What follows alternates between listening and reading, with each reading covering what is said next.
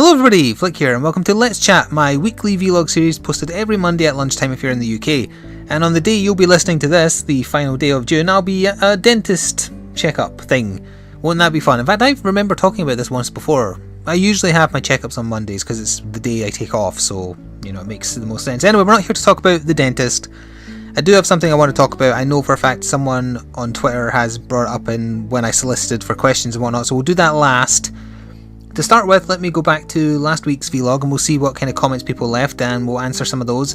Other than that, there's not really much else to talk about. The Steam sale is still going on at the point I'm recording this. In fact, you'll be hearing this on the final day of the sale, so there won't be any new deals tonight.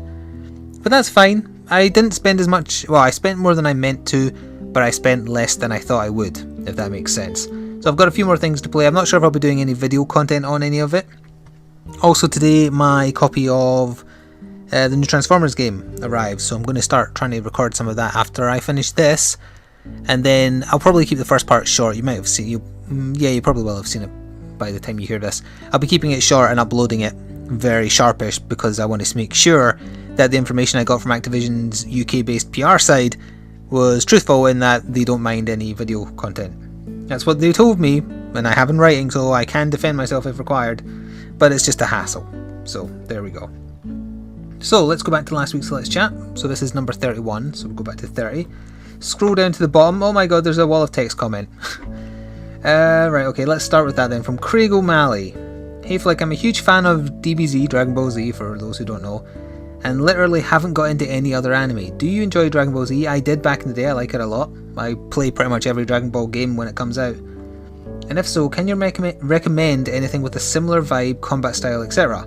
I'm not a fan of most anime shows because I find a lot of them to be filled with disturbing images and or gratuitous gore. That's actually, well, there's a bit of that in Dragon Ball. Remember, some of it does get cut from what happens in the manga.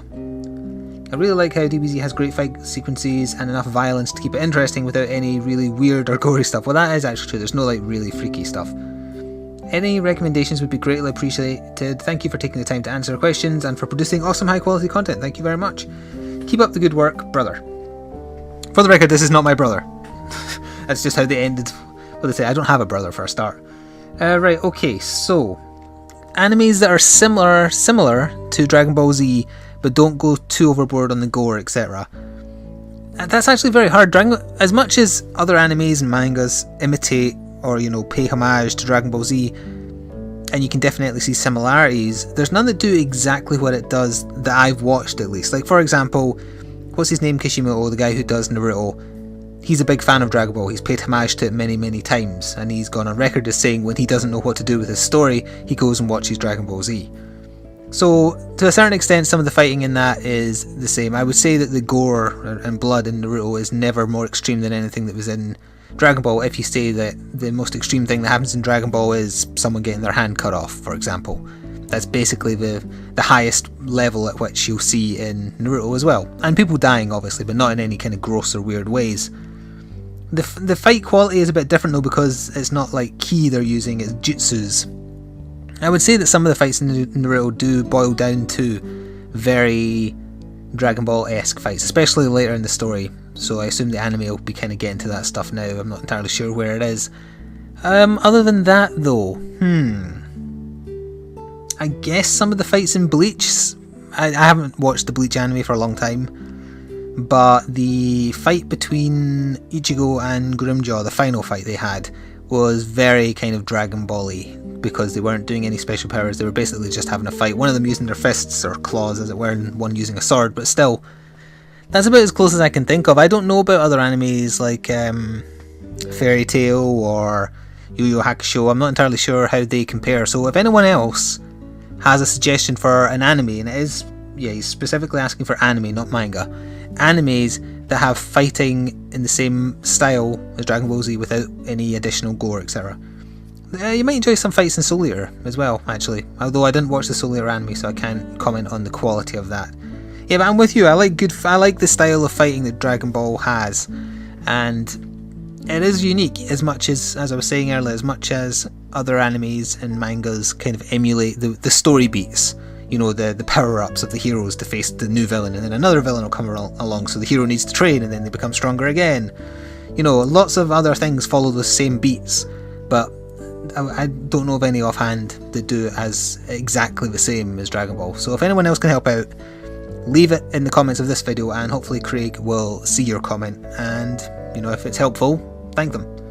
Moving on, Lucas Chin asks, do you have any tips for defeating the Barrieth and the Diablos in Monster Hunter 3 Ultimate?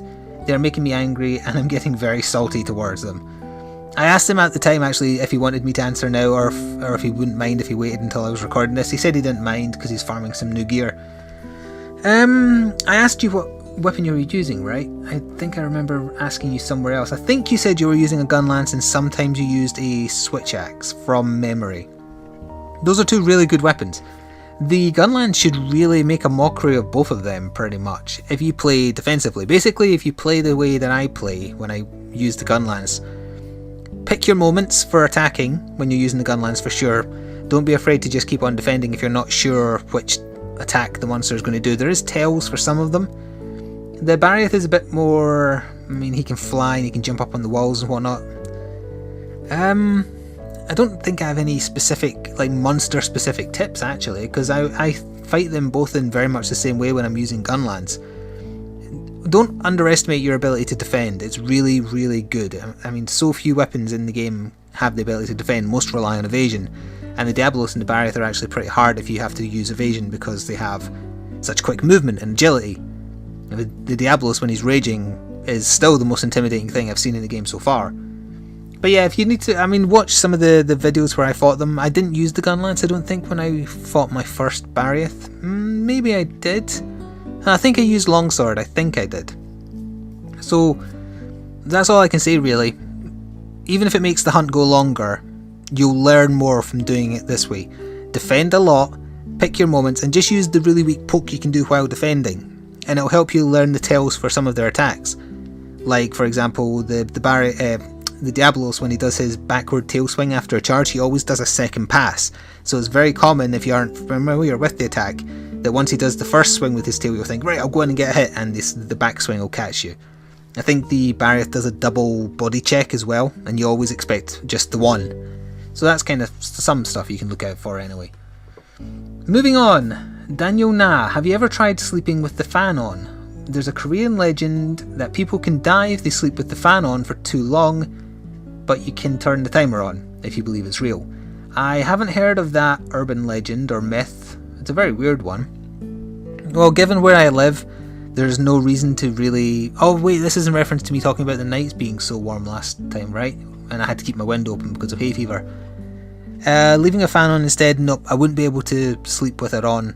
Sometimes I have to leave my computer on and it's nearby to my bed. When I'm like, you know, I've got a big video uploading and I have to leave the PC on, I struggle to sleep with just the background noise of my fan kind of at neutral, the level it's at right now, and you won't be able to hear it. But obviously when it's silent at night you can hear it.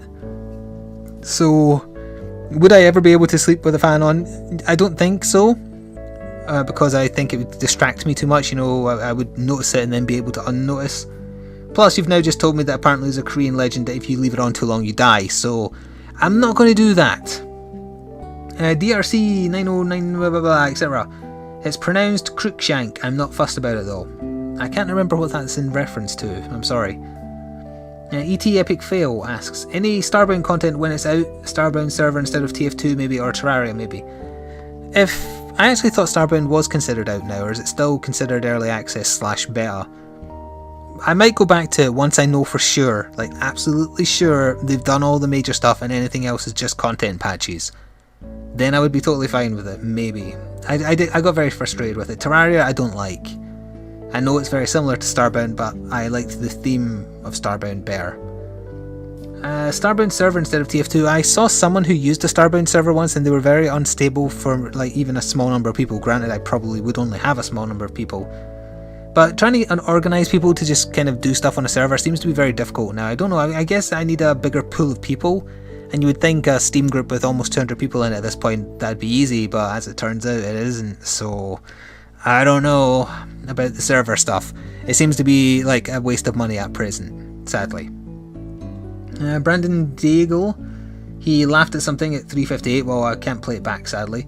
Tobiathist, I'm actually surprised Total Biscuit still does YouTube despite many issues with copyright and now the fact he has cancer. Well, one of the major things people do when they have cancer is, in a manner of fighting back against it, is don't let it interfere with your daily life. He's obviously a very strong individual, and I wish him best. Whether you win or lose against cancer, the most important thing is that you fight it, and I'm sure he is the type of person to do that. I am surprised he does put up with YouTube, considering he is one of the people target. He has obviously gone through 2 copyright problems in very recent memory, in fact, with 2 indie games. Yeah, one was that really awful survival one, and then the other one was the werewolf one. Yeah, thankfully he won both of those, and obviously he is with Maker, and he's still a managed channel, so actually they handle any copyright stuff he gets, and Maker now has Disney money behind them, so hopefully people will be less likely to, muck around with the big boys, as it were. Sugar Daddy 501, peanuts or cashews? DRC and Kensick chipped in with their opinions. So DRC says cashews, Kensick says peanuts. I will say cashews as well. I actually don't mind raw cashews. They don't need to be salted or roasted for me to enjoy them. I like raw cashews. They're also better for you. So there you go. That's my answer to that. 1979 Devil's Advocate. I'm surprised you don't enjoy a lot of TB's content. I always considered you both to have similar personalities. I will take that as a compliment. Thank you. I guess it's a case of, if 2 people are too similar, they rub each other the wrong way, whereas opposites attract. I don't have anything against his content, it just doesn't do anything for me. I feel like he's overly negative to keep up the persona that he's created for himself. He's like the personified version of Edge magazine, or very similar to the same vein as, say, Ben Colshaw, otherwise known as Yahtzee from Zero Punctuation. They take on negative personas because it's what people expect. I assume they're nothing like that in real life. But I prefer to try and keep an air of positivity because it's very, very easy on the internet to get drawn into an air of negativity, so I'd really like to try and fight against that. So I perceive his content as being overly negative, partly because that's just his persona, and partly to kind of play up to what people expect. So I don't like watching that kind of stuff, personally. I've nothing against it though, and it's obviously very high quality, very well produced. It's just not my thing. Nothing against the guy, personally. So Daniel Nah, hang on, alright, yeah, you commented again then. I finally found a picture of you. Man, you should be flattered. It took me a whole 5 minutes. I would have given up or stopped caring long ago if it weren't a picture specifically of you. That's slightly creepy. Thank you, though. It's not hard to, I explained this last time, it's not hard to find a picture of me. Yeah, you can go to anything on Critical Gamer I wrote and you can see it. If you want stuff offhand that I wrote for them review-wise, I wrote the Dark Souls review. I did one of Dragon Ball Z Raging Blast 2. What other stuff did I do? L.A. Noire. I'm telling you all the ones that I had controversial opinions of at this point, other than the Dragon Ball one. Yeah. Well, thank you. I am flattered that you. I hope you were fine with what you saw. I don't really like putting my face out there because it's very. I have one of those faces it's very easy to make fun of. Oh, there's the other comments from Lucas about which weapons he was using. So yes, he was using gun lance and switch axe. So yes, use the gun lance, I would say. Switch axe is better for big monsters that are a bit more lumbering. Kensick also commented on something he was telling me about on Steam, and he did this because I asked him to, because I knew I would forget, and I did.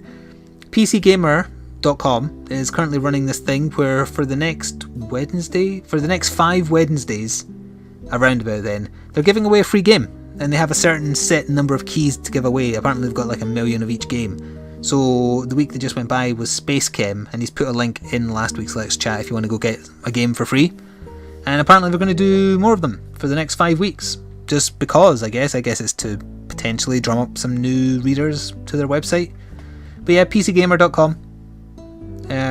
Every midweek for 5 weeks, a free game. So if you want something for free, there you go. So now we will go to Twitter. I think I only got the one serious question because I got a horse from Dragonakis. Yep. He also asked me, or said, you should do a let's play of Cookie Clicker. No, that's something people play late at night when they're very bored. I've kept away from it because I worry about getting addicted to it. I think it's free though, so if anyone's wanting like a late night solitaire equivalent where you're just clicking on a cookie over and over, it's what is it? It's orteal.net.org cookie clicker /cookie clicker. So yes, Josh Matthews, otherwise known as Gaming Faster Than Light, said, "What do you think of the upcoming changes, YouTube changes, e.g." and then he lists the 2 things I was going to talk about this week. So let's go to the actual quotes from the YouTube creator Twitter account. These are the upcoming changes. I've talked about one before, so let's start with this.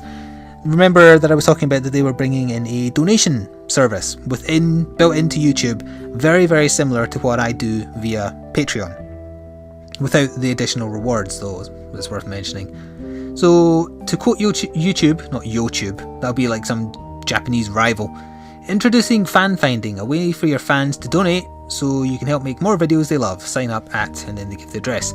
Now I went to the address because I think this is interesting, because I was trying to guess which countries it would be open to, because some countries don't actually, or are actually unable to partner through YouTube directly, which is one of the positives that remain for multi-channel networks, because they can monetize your videos on your behalf if you're in a region that YouTube doesn't currently support with their partnership program. So anyway, yeah, this is a beta. Now what's very interesting about this form, well actually quite a few people pointed out to YouTube via that thing I just read out, they forgot to set the share function of the Google document they've linked to private, so you can actually check everybody's email who's filled it in, which was very, very stupid of them. The other thing that's notable is there's no terms and conditions listed other than their generic ones for Google Documents, meaning there's no way at present to tell what percentage they're after, and that is the thing which will set them apart from other sites like Patreon. Well, that, and again, the lack of additional rewards. This is the equivalent of just having what I have hidden away on my channel page. It's a donation link. I have a donation link to go to PayPal. This is going to be essentially the same thing. I'm still going to prefer Patreon because I can offer additional rewards. There's no mention of any kind of additional reward system in place here, so I don't think I'll use it. But there is a sign up thing here. You have to be a channel based in either the USA, Mexico, Japan, or Australia. And that is a really weird mix. I'm not surprised that Europe isn't there. Well, I'm a little surprised, but I'm guessing it's because of how different our rules regarding this kind of thing is, as opposed to those other countries listed. So yeah, if you're a USA based channel, you can give it a go. You can try and get in anyway. There's a very simple form. They're just asking for your channel name. One of the questions, very interestingly, is, are you part of a multi-channel network? I'm curious if you answer yes, maybe they'll just say, well, we're not doing that yet because that's an extra hassle, because maybe the multi-channel networks are going to get a cut of any donation you get too. I really hope this doesn't happen, but I foresee new multi-channel network contracts coming out after this fan funding thing is implemented, and they'll sneak in a little thing in the new contract and you won't notice it because they'll give you back 5% or something, saying, yeah, we want 30 or 40% of your donations too. So I would advise everybody who's with a network, even if it's a good network, even if you plan to stick with them for the future, if they offer you a new contract that just seems to be a net positive to you, read it really, really carefully and look out for something related to YouTube fan funding or just donations in general, because I think that the multi-channel network's next move may be to try and go after the goodwill you get from subscribers directly, because they're not making anything on it, and they're obviously not making as much money for the same reason we aren't. More people are using adblock. There you go. So the other thing that Josh was going to talk about was that this is actually just a net positive. I'm very surprised this is happening, but the YouTube creator Twitter account also said, where is it? Here we go. 60 FPS. Motion intense videos will look even better on YouTube when we launch support for 48 frames per second and even 60 frames per second. No date given, just a coming soon. But that's really, really interesting, and it's about bloody time, quite frankly. I mean, it's technically a good thing that I don't need to record in higher FPS, because I knew it's going on YouTube. YouTube forces everything to 30 frames per second, so who cares? Now that's not going to be the case, or at some point in the future it's not going to be the case. That's interesting.